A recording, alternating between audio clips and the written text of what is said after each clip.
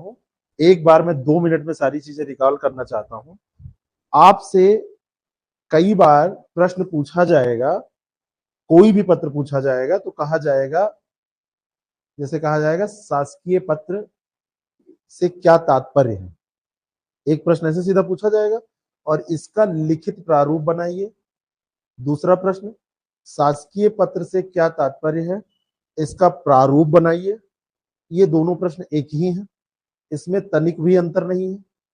तीसरा प्रश्न, शासकीय पत्र से क्या तात्पर्य है, इसका एक उदाहरण प्रस्तुत कीजिए। ये अलग प्रश्न है। अगला एक प्रश्न बनेगा, शासकीय पत्र से क्या तात्पर्य है, इसकी विशेषताएं बताते हुए एक प्रारूप बनाइए। ये एक प्रश्न है।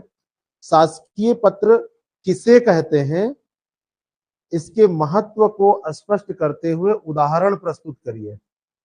सबसे कठिन प्रश्न इतने में बस यही है, सबसे लंबा प्रश्न है।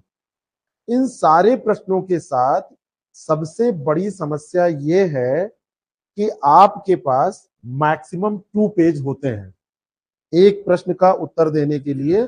इसमें प्रश्न संख्या 3 में, प्रश्न संख्या 3 6 पेज आपको आवंटित किए जाते हैं वहां पे, और 6 पेज में 3 प्रश्न आपको करने होते हैं। हर एक प्रश्न के 2 भाग हैं, जितने प्रश्न मैंने पढ़े।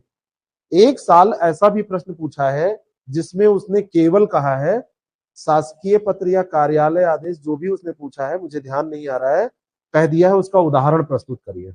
एक साल ऐसा हुआ है, यानी कि प्रश्न का एक हिस्सा गायब कर दिया है।